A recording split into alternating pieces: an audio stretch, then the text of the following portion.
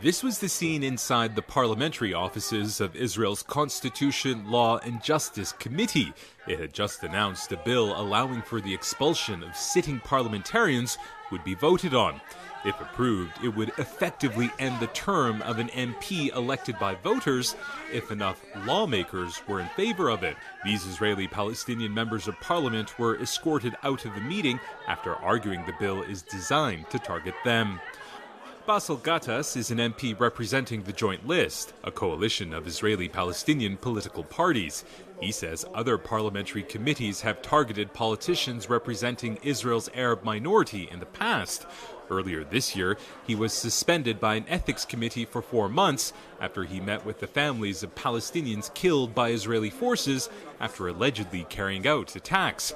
Gattas says if the so-called suspension bill is passed and used against Arab members of parliament, they will resign in protest. I'm angry that they do it. They treated us in the history of the Knesset,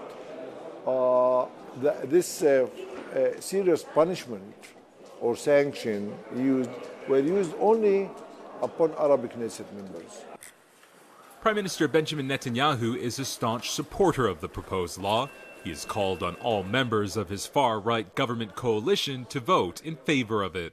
If approved, the bill would see lawmakers suspended from their duties in Parliament if at least 90 members of Knesset voted in favor of suspending them, a potential law that Israeli rights groups have described as the final nail in the coffin of Israel's democracy.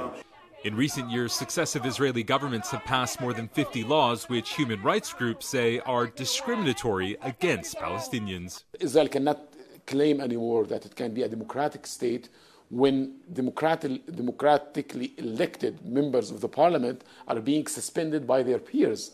They are not being even suspended by a court of law, but by their peers. Israel's Attorney General says there is no constitutional obstacle to prevent the passage of the bill, but warns that it's dangerous. Whatever the case, given the widespread support from Israel's far-right government coalition and other predominantly Jewish opposition parties, the bill will likely become law. Imtiaz, Tyab, Al Jazeera, West Jerusalem.